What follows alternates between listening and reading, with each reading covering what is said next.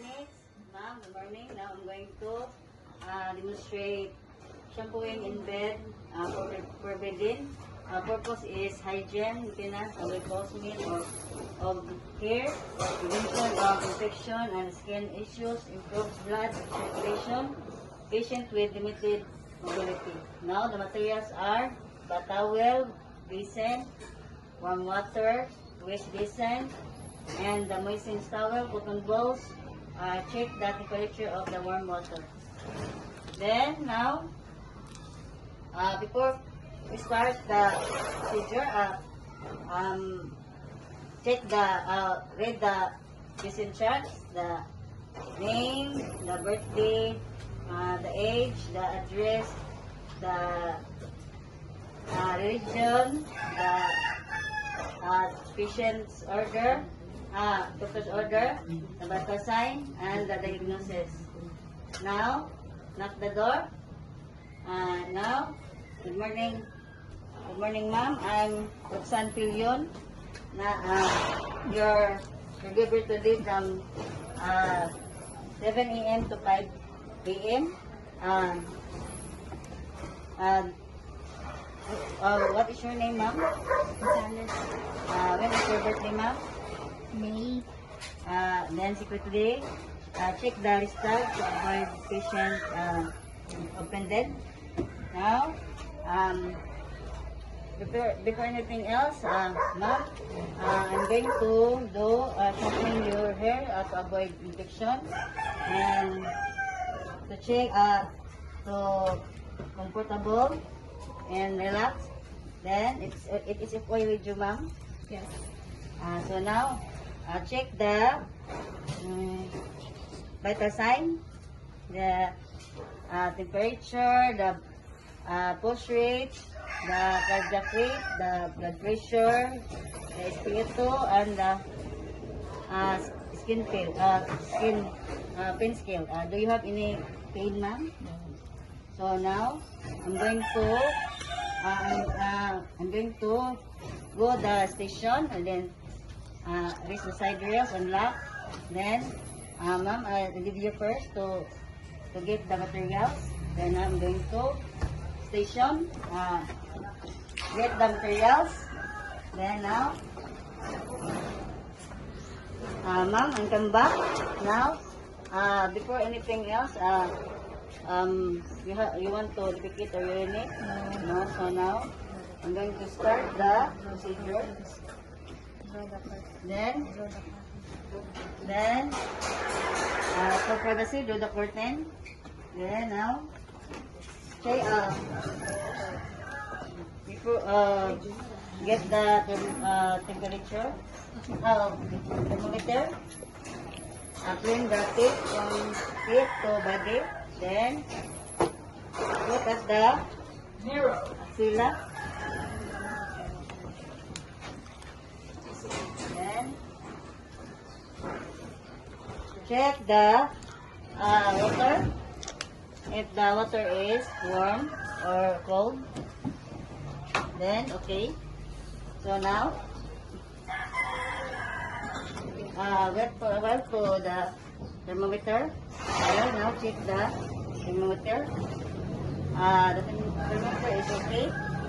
If the patient is febrile, go to something the patient, but the patient is febrile, use tepid sponge bath. Now, I'm going to start shampooing the hair of the patient. Check the integrity of the shampoo, the expiration and discoloration. Now, I'm going to check the hair if have any infection or anything else. Then, I'm going to start to with the hair. Then I'm going to put the towel. Put at the eyes of the patient to avoid glaring the eye.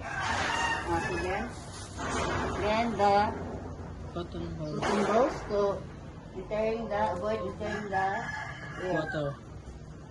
Hindi.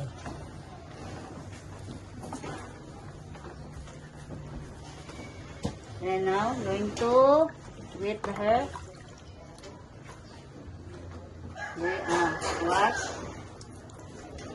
Wash the hair. Wala kayong continent pad.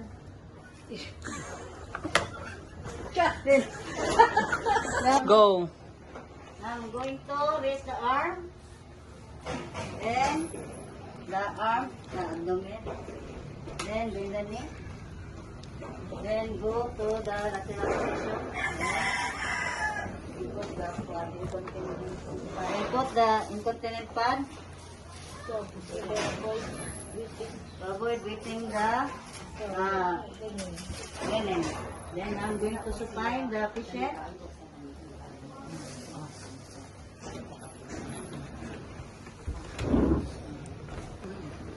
Then I'm going to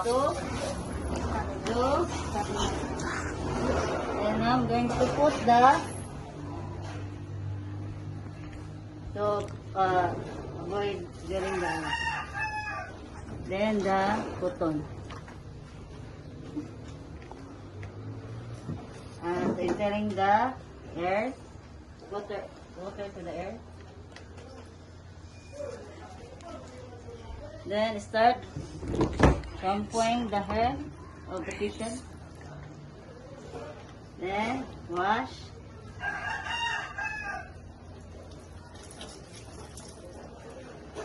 Then massage the hair. Then now the shampoo. Check the expiration and the discoloration. Then now put the shampoo at the palm. Then make a ladder. Then put to the hair of the patient. Then make a ladder. Make a ladder to the hair. Then massage. Then gently rotatory motion. And now I'm going to arrange the hair of the patient.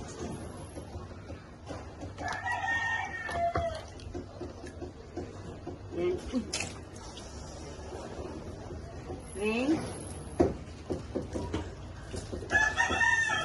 the hair until the bubbles gone. Gently rinse to avoid weight of the linens of the patient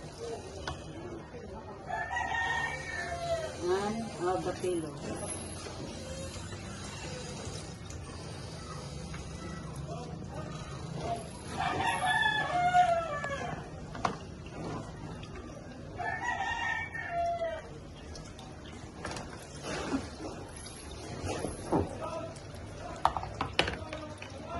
Then massage. Then now squeeze the excess of water. Excess water of the hair. Then I'm going to get the towel. Massage the hair.